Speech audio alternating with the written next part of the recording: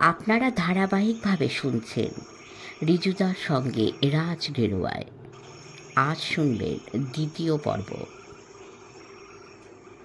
আর ওই কাজমি সাহেব, তার সঙ্গে তোমার আলাপের কথা বলবে বলেছিলে, সেই কথাটি এবার বলো।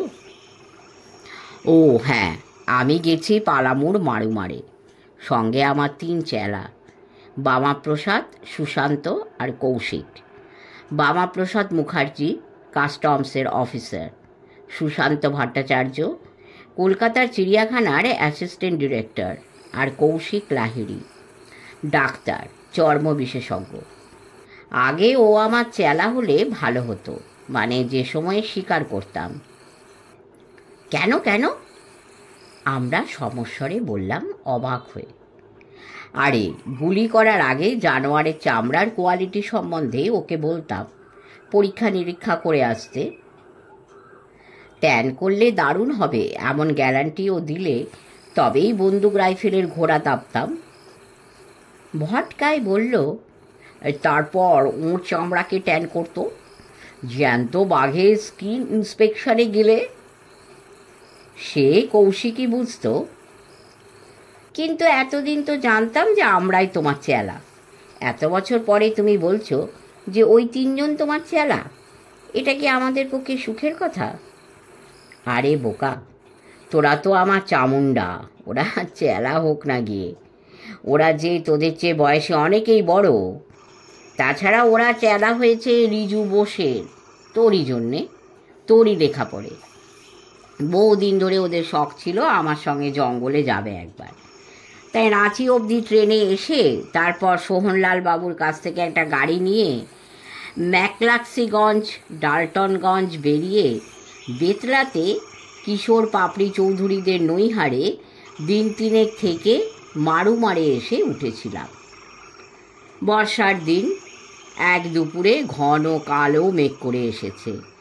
আমি মারুমারের বাংলোর হাতা থেকে নেমে সামনের জায়গাটিতে, যেখানে বসে হুলুক পাহাড়ের পুরো শরীরটা ভালো দেখা যায়, সেখানে বসে লেবু পাতা, কাঁচা লঙ্কা আর পাকা তেঁতুলের শরবত খাচ্ছি তাড়িয়ে তাড়িয়ে। বেলা 1:30 বাজে। চেলারা বাবুর্চিখানাতে চৌকিদারের সঙ্গে তড়িবৎ করে কী সব রান্না টান্না করছে, খেতে বসার সময় আমাকে একেবারে চমকে দেবে বলে। এমন সময়ে একটা জিপ বাংলোর হাতার মধ্যে ঢুকে এলো তো বটেই, একেবারে আমার ঘাড়ে এসে পড়ল প্রায়। একজন অত্যন্ত লম্বা চওড়া হৃষ্টপুষ্ট মানুষ, গায়ে বন বিভাগের খাকি রঙা উর্দি পরা, জিপের সামনের সিট থেকে নেমে আমারই পেছনে একটা প্রকাণ্ড কুসুম গাছের ওপরে ছুতোর মিস্ত্রিরা যে 2টি ট্রি কটেজ বানাচ্ছিল সেই দিকে যেতে যেতে নিজেই নিজেকে ইন্ট্রোডিউস করলেন। I am ACH Kazmi, DFO south, Koel division, Palamu. আমি উঠে দাঁড়িয়ে আমার পরিচয় দিতেই আমাকে জড়িয়ে ধরলেন কাজমি সাহেব। বললেন, আরে, আপনার কথা এত মানুষের কাছে শুনেছি। ইয়ে হামারা খুশ নসিবি जो आपसे आज भेंट हो गया। বলেই সেই লখনৌওয়ালা আমাকে বললেন, চলুন চলুন, ওপরে 2টো বেডরুমে কোন ফার্নিচার কোথায় থাকবে, লেখার টেবিল কোথায় থাকবে, সব দেখিয়ে দেবেন। সেসব দেখানোর পরে উনি বললেন, আপনি তো খুব ঘামছেন, আপনি কি এই গরমে রাম খাচ্ছেন নাকি? আমি তেঁতুলের শরবতের গ্লাসের দিকে তাকিয়ে হাসলাম। বললাম, খাবেন নাকি একটু? मैं পিতা नहीं हूँ বলেই বললেন, আর একটা ছোট অনুরোধ। কি বলুন? আমি বললাম। কাজমি সাহেব বললেন, এই যে কুসুম গাছের ট্রি কটেজটি হচ্ছে 2 কামরার, এর একটি নাম আপনি দিয়ে দিন। কটেজ কি ইজ্জত বাড় যায়গি। আমার মুখে এসে গেল, কুসুম গাছে কটেজ? নাম দিন কুসমি। বাবা, বহুত খুব, বললেন কাজমি সাহেব। बेहतरीन, मगर इस कटेज इनोगोरेट भी करने होगा आप ही को। গেছিলে? ভটকাই বলল। কোথায় গেলাম? বিহারের গভর্নর গেছিলেন আমার জায়গায়। এক জায়গাতে গেলে ইচ্ছে করে আবার কখনো গিয়ে সেখানে নিরিবিলিতে কটি দিন কাটিয়ে আসি, কিন্তু তা হয় কই। একই জায়গাতে দুবার ফিরে যাওয়ার কপাল করে কি আর এসেছিলাম এ জন্মে? ইচ্ছে আর পূরণ হলো কই। তারপরে পালামোতেই তো আর যাওয়া হয়নি। মারুমার জায়গাটার নামটা কেমন চেনা চেনা লাগছে। লাগতেই পারে, পড়েছিস হয়তো কোথাও। কত বিখ্যাত সব বই আছে ওই সব অঞ্চলের ওপরে। সঞ্জীবচন্দ্র চট্টোপাধ্যায়ের পালামৌ, সে তো বহু যুগ আগের কথা। তারপরেও আরও অনেকই ভালো বই লেখা হয়েছে পালামৌয়ের ওই সব অঞ্চলের ওপর। যেমন, থাক, রিজুতা আমাকে থামিয়ে দিয়ে বলল, যে পড়েই না তাকে ভালো বইয়ের ফিরিস্তি দিয়ে নিজের মুখ নষ্ট করতে যাবি কেন? ঠিক বলেছ। আহা, কি সুন্দর দেখাচ্ছে চারিদিক বলতো। আর এই চৈত্র রাতের হাওয়া। গান আর রুদ্র, আমার সেই প্রিয় গানটা। কোনটা রিজুদা? চৈত্র পবনে মম চিত্ত বনে। তুমি গাও না রিজুদা, কতদিন তোমার গলার গান শুনি না। তিতিরটা সঙ্গে থাকলে তাও জোরজার করে, নইলে তো তুমি গাওই না। চল ওই বড় পাথরটার ওপরে গিয়ে বসি। পেছনে কাঁকড়া বিছিয়ে কি চিতি সাপ কামড়াবে না তো রিজুদা? কামড়াতেও পারে, জঙ্গলে গেলে। These are all in the game. কি আনফেয়ার খেলা রে বাবা, একেবারে হিটিং বিলো দ্য বেল্ট। তুমি যে বললে কি সব নন্দী ভৃঙ্গি পাথরের কথা, আমরা তো প্রায় 1 কিমি মতো চলে এলাম হাড়হাত বাংলো থেকে, কই চোখে পড়ল না? ভটকাই বলল, 1 কিমি মতো কিরে, 1.5 কিমি এসেছি কম করে। আমি বললাম, তাই তো, ঠিকই তো বলেছিস। তারপর একটু চুপ করে থেকে বলল, সম্ভবত পথ থেকে সরিয়ে ফেলেছে বন বিভাগের মজুরেরা। কোনো মিনিস্টার বা ভিআইপি হয়তো এসেছিলেন কোনো সময়ে। ভটকায় স্বগতোক্তি করল, হয়তো তাই, কিন্তু করাটা আদৌ উচিত হয়নি। সঞ্জীববাবু পালামৌতেই লিখেছিলেন না, বন্যেরা বনে সুন্দর, শিশুরা মাতৃক্রোড়ে। সেই কথাটাই একটু টেনে আমি বলবো। যা কিছুই এলোমেলো বুনো আমাদের কাছে অসুবিধেজনক, সেই সব কিছুই বনের সৌন্দর্য বাড়ায়, বনকে বুনো রাখে। আমাদের বিভিন্ন রাজ্যের বন বিভাগের এই যে প্রতিনিয়ত খোদার ওপর খোদকারি করার প্রবণতা দেখতে পাই, তাতে বনের স্বাভাবিক সৌন্দর্য একেবারে নষ্ট হয়ে যায়। তারপর আজকাল আবার হয়েছে সোশ্যাল ফরেস্ট্রি। আমি বললাম, যা বলেছিস। মধ্যপ্রদেশের অচানকামার অভয়ারণ্য হয়ে অমরকণ্টক যাবার পথে লামনি নামের একটা বন বাংলো আছে। তার মস্ত হাতায় একজোড়া মস্ত বড় বটল ব্রাশের গাছ যেমন আছে, তেমন 2টি বড় গামহাড়ও আছে। কিন্তু মাটি করেছে পুরো ফাঁকা জায়গাটাতে লেবু গাছ লাগিয়ে, পেয়ারাও আছে কিছু। ওই বাংলোর টালির ছাদের বসবার ঘরটি কি দারুণ না? আমি বললাম। রিজুদা বলল, তা ভালো, তবে তোরা শিমলিপালের জোরান্ডা বাংলোর হাতার মধ্যে যে বসার জায়গাটা আছে তা দেখিসনি, অসাধারণ। শুনেছি জোরান্ডা নাকি খুব সুন্দর জায়গা। আমি বললাম, সুন্দর মানে? আমার তো মনে হয় না ভারতবর্ষে তো বটেই, পৃথিবীতেই ওই রকম সুন্দর ভয়াবহ গা ছমছমে জায়গা আর বেশি আছে। সুন্দরবনের সঙ্গে তুলনা করা চলে এরই আনক্যানি অনুভূতি। তারপর বলল, জোরান্ডা মানে জানিস? আর না তো, আমাদের নিয়ে যাবে না একবার? ভটকাই বলল, যাব। একবার এই রকমই চৈত্র মাসে গেছি। দেখি সমতল থেকে আদিবাসীরা পুজো দিতে এসেছে ওপরে দল বেঁধে। ওখানে বনদেবতা আছেন ওদের, তাদের নাম বাথুরি।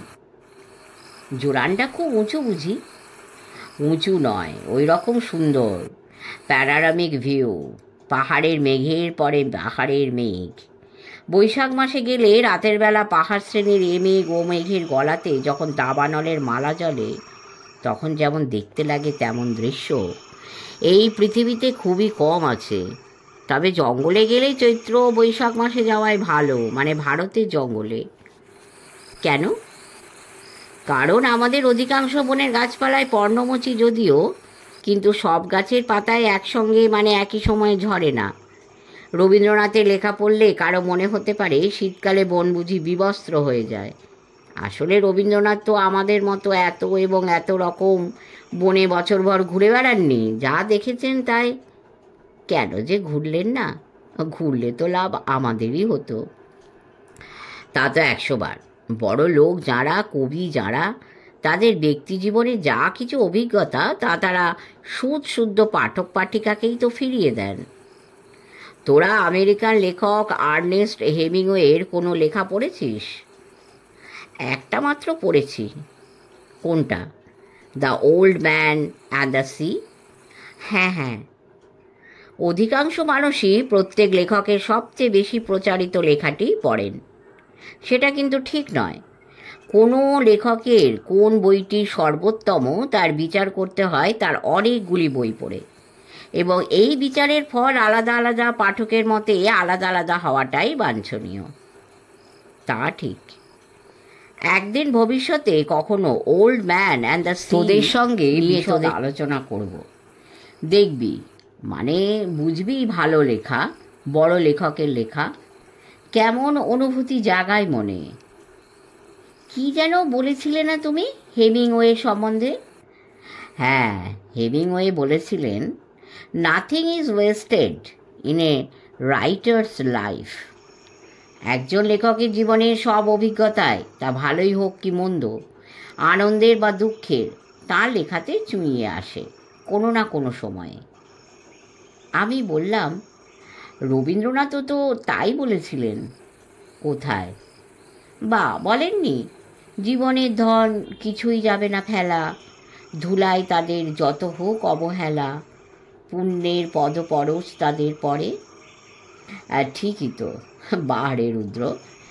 পড়লে বিশেষ করে প্রকৃত বড় কবি, বড় লেখকদের লেখা এমনি করেই পড়তে হয়।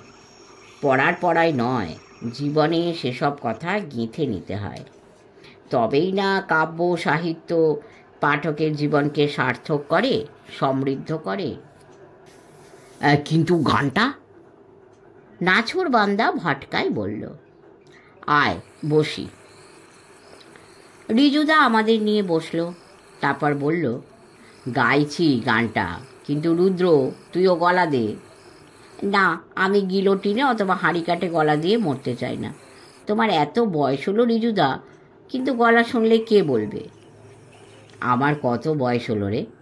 আমার বয়স 18। এই 18তেই আটকে থাকবো আমি চিরটাকাল। শরীরের বয়স তো বাড়বেই শরীরের নিয়মে, কিন্তু মনের বয়স আমার কোনো দিনও বাড়বে না। বাড়লেই নবযৌবনের দল নিয়ে বিশ্বময় বেরিয়ে বেড়াবো কি করে?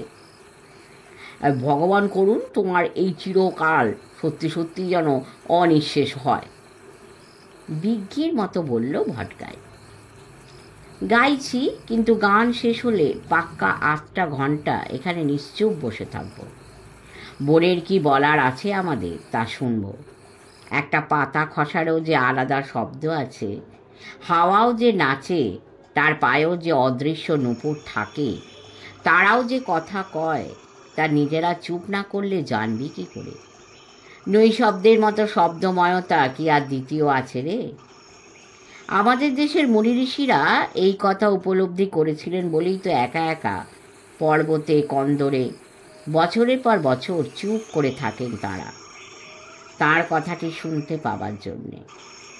যুবরাজ সাক্ষ্য সিংহ যেমন এখান থেকে কিছু দূরেরই একটি জায়গাতে নির্বাক হয়ে বসে জানতে চেয়েছিলেন, এবং যা জানতে চেয়েছিলেন তা জানতে পেরেছিলেন বলেই তো নিছক একজন রাজকুমার থেকে বুদ্ধদেব হয়ে উঠতে পেরেছিলেন উনি। ঠিক আমরা বললাম। রিজুদা তারপরে গান ধরল। চৈত্র পবনে মম চিত্তবনে বাণী মঞ্জরি সঞ্চলিতা, ওগো ললিতা। যদি বিজনে দিন বহে যায়, খরতপনে ঝরে পড়ে হায়, অনাদরে হবে ধূলি দলিতা, ওগো ললিতা। তোমারও লাগিয়া চাহি পথ চাহি, বুঝি বেলা আর নাহি। বন ছায়াতে তারে দেখা দাও, করুণ হাতে তুলে দিয়ে যাও, কণ্ঠহারে করো সংকলিতা, ওগো ললিতা। গান শেষ হলেও আমরা কথা বললাম না কোনো। রিজুদার গান আমার ভালো লাগে এই জন্যে যে প্রত্যেক শব্দ তার গলাতে আলাদা একটা মাত্রা পায়। শব্দ সমষ্টির সঙ্গে সুর ও মঞ্জরির যুগলবন্দি হয়ে রিজুদার গলার গান এক বিশেষ বার্তা পৌঁছে দেয় আমাদের কানে। ভটকায়ের কথা জানি না, কিন্তু আমি রবীন্দ্রসঙ্গীতের পোকা। এই লিপ্ততা পেয়েছি আমি আমার মায়ের কাছ থেকে। রবীন্দ্রসঙ্গীতের আবহর মধ্যেই বড় হয়ে উঠেছি। বাড়িতে বহু বড় বড় রবীন্দ্রসঙ্গীত গাইয়ে গান গেয়ে গেছেন। তাই বলতে পারি যে রিজুদা যদি ভালো করে সময় দিয়ে গান গাইত, জনকর্ণে আসত, তবে অন্য অনেক তাবড় পুরুষ নারী গাইয়েদের বিপদ হতে পারত খুবই। কিন্তু রিজুদা তো আমাদের ছাড়া গান শোনাই না কখনোই, তাও এই জঙ্গল টঙ্গলেই। রিজুদার গান শোনার ভাগ্য শুধু আমাদেরই হয়েছে। রিজুদা নিজে বলে, হ্যাঁ দূর দূর, আমি চানঘরের গায়ক, আমি কি গাইতে পারি গান? এই একটা দুঃখ রয়ে গেল আমার, রবীন্দ্রসঙ্গীত গায়ক রিজুদাকে 10 জনের সামনে উপস্থিত করাতে পারলাম না। একদিন রিজুদা, যখন আমরা নীনি কুমারীর বাঘের জন্য ওড়িশার জঙ্গলে গেছিলাম, এ ব্যাপারে আমি খুব চাপাচাপি করতে বলেছিল, দেখ রুদ্র, প্রত্যেক ব্যক্তি মানুষের কিছু কিছু জিনিস থাকা উচিত যা তার একান্ত নিজস্ব। নিজের সব কিছুই অন্যকে দিয়ে দেওয়া, 10 জনের করে দেওয়াটা মূর্খামি। যারা নিজেদের প্রচার করে নিজেদের ব্লো আপ করে সুখ পান তাদের কথা আলাদা, নইলে আমার মতো গড়পড়তা মানুষের কখনোই উচিত নয় জীবনের সর্বক্ষেত্রে নিজের পরিচয় নিয়ে গিয়ে দাঁড়ানো। এটা যারা করেন তাদের শালীনতার অভাব আছে। কি আর বলবো, রিজুদা এই ঘোর প্রচার সর্বস্বতার দিনে সত্যিই এক ব্যতিক্রম। আর সেই জন্যই তো আমরা তার অন্ধ চেলা। চুপ করে বসে আছি আমরা। অন্ধকার নেমে এসেছে বেশ কিছুক্ষণ, তবে শুক্লপক্ষের অষ্টমীর চাঁদ অন্ধকারকে বাড়তে দেয়নি। তারাদের আলো আর সবে ওঠা অষ্টমীর চাঁদের আলো এই চৈত্র সন্ধেতে এক ফিকে জল ধোয়া জলের মতো জ্যোৎস্নার আবরণ তৈরি করেছে। হাওয়া বইছে একটা ঝিরঝির করে। সন্ধে তারাটার সবুজাভ আলোর দুটি যেন আকাশকে একা হাতে শাসন করছে। ভারী সুগন্ধ উঠছে চারধারে। বনময় ওরা কার কথা কয় রে? পিউ কাহা ডাকছে ঝাঁকি দিয়ে দিয়ে, আর তার দোষও সাড়া দিচ্ছে। কিসের যে তাদের এত তাড়া কে জানে। প্রিয়া হারিয়ে গেছে বলেই কি অমন তীর বেগে ওরা? অথচ প্রিয়া যদি সত্যিই হারাতো তবেই না হয় বোঝা যেত। সে তো মাঝে মাঝেই সাড়া দিচ্ছে। আমার ঠাকুমা ছোট কাকুর বিয়ের পরে রসিকতা করে তাকে বলতেন, আহা, যেন পলকে হারায়, নেবে না নেবে না, তোর বউকে কেউ নিয়ে পালাবে না। কাকিমা তখন অন্যদিকে মুখ করে হাসতেন। সেই রকমই আমারও বলতে ইচ্ছে করলো পিউ কাহাকে, হারাবে না হারাবে না। রিজুদা পাইপের ছাই ঝেড়ে ফেলে ধরালো পাইপটা। পাইপের বোলের ভেতরে টবাকো থাকে, তাই সিগারেটের আগুনের মতো তা পাশ থেকে বা চারধার থেকে বোঝা যায় না। কিন্তু গোল্ড ব্লক টোব্যাকোর গন্ধ এই চৈত্রবনের গন্ধের সঙ্গে মিশে এক দারুণ আবহ সৃষ্টি করেছে। খুব ইচ্ছে করছে রিজুদার গলাতে আরও একটা গান শুনি। কিন্তু এখন তাবু।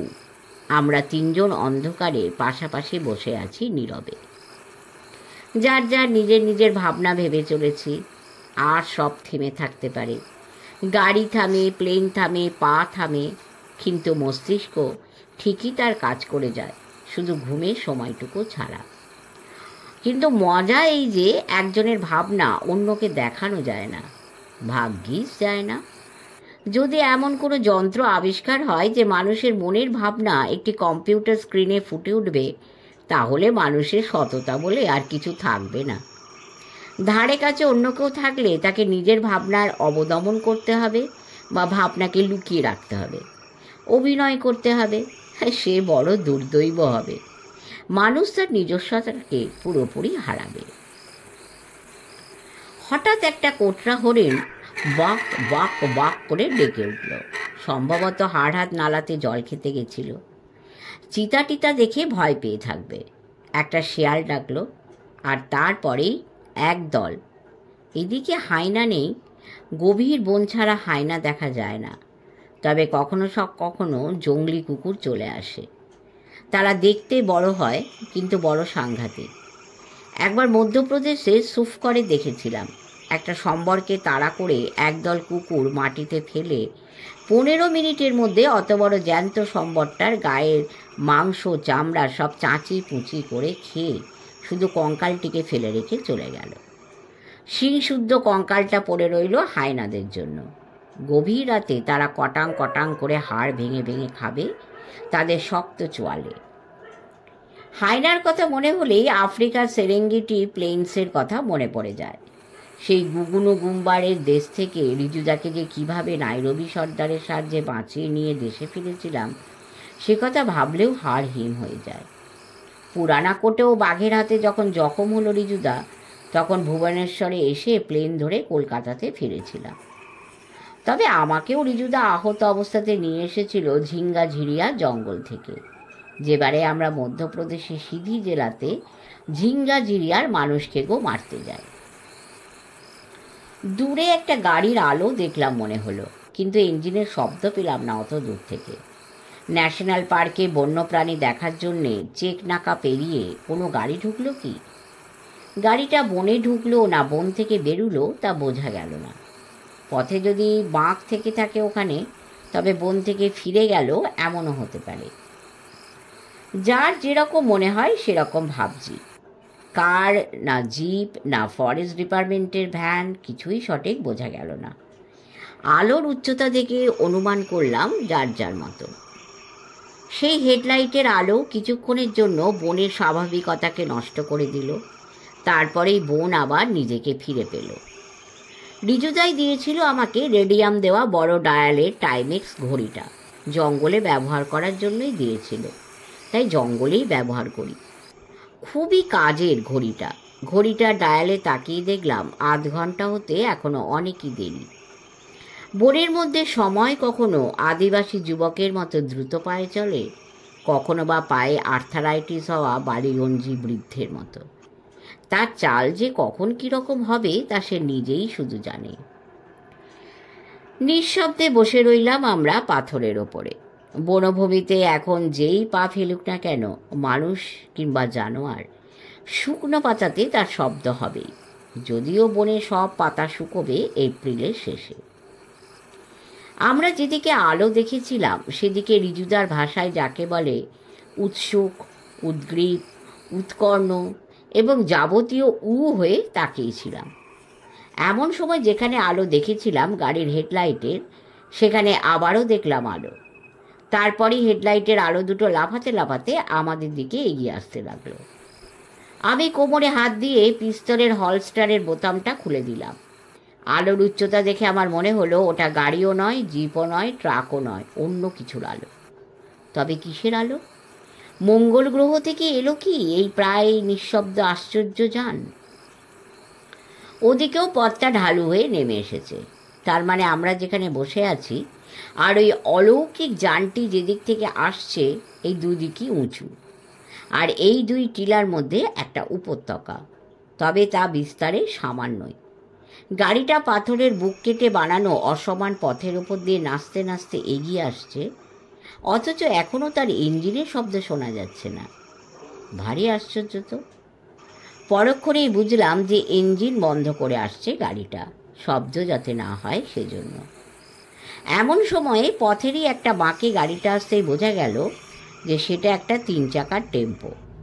অবাক হলাম, 3 চাকার টেম্পো নিয়ে কি করছে কারা এই জঙ্গলে? টেম্পোটা থেমে গেল, আর তার হেডলাইট দুটো নিভে গেল। ঝুপঝাপ করে 4-5 জন লোক টেম্পোর পেছন থেকে এবং ড্রাইভিং কেবিন থেকে নেমে পড়ল।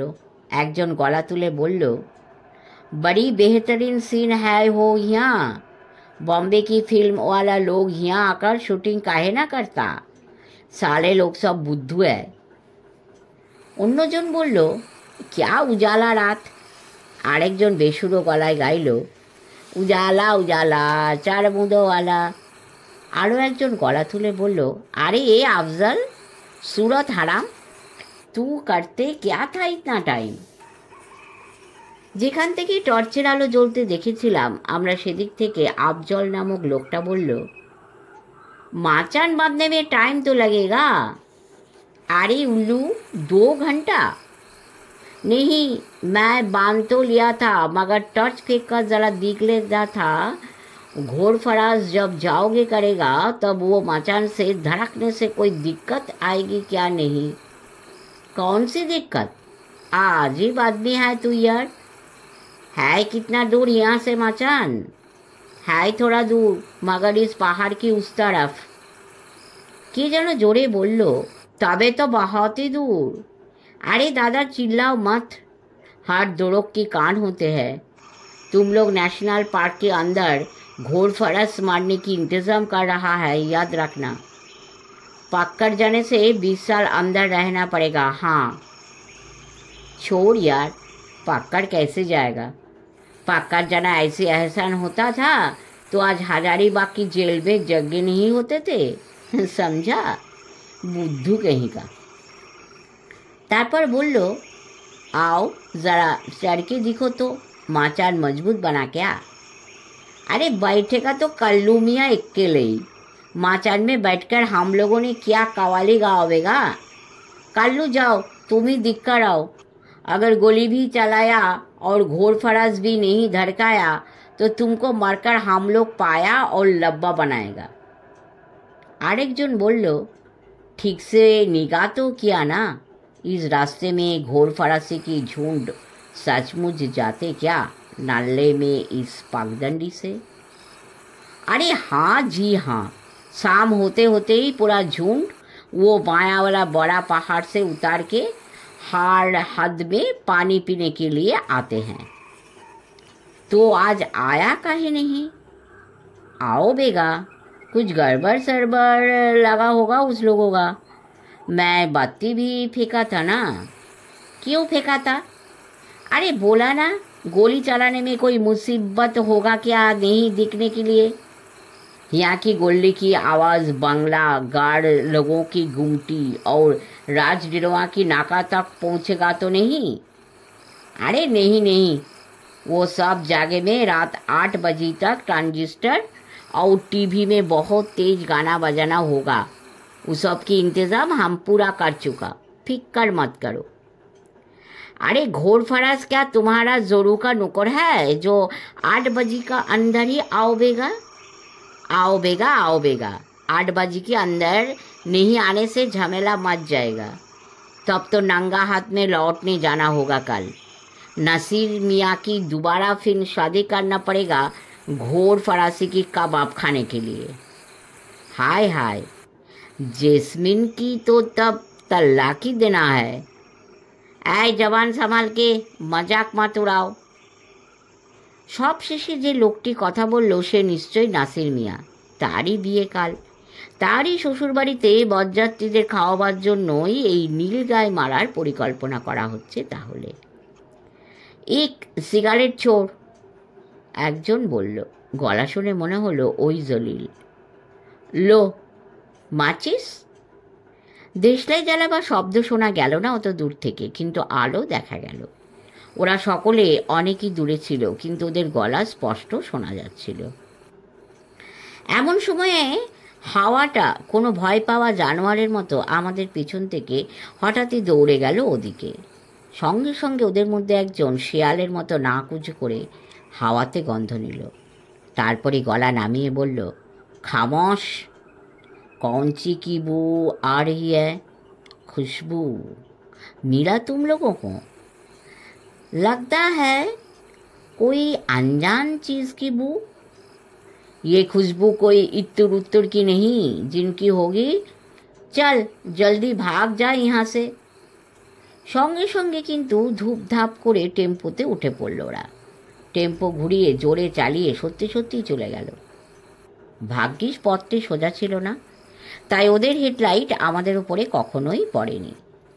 টেম্পো ঘোরাবার সময় আশঙ্কা ছিল, কিন্তু আমরা অনড় হয়ে গাছপাতার আড়ালে বসেছিলাম, তাই আলোর ঝলক পড়লেও আমাদের দেখতে পাইনি। নীরবতা কাটিয়ে প্রথম কথা বললাম আমি।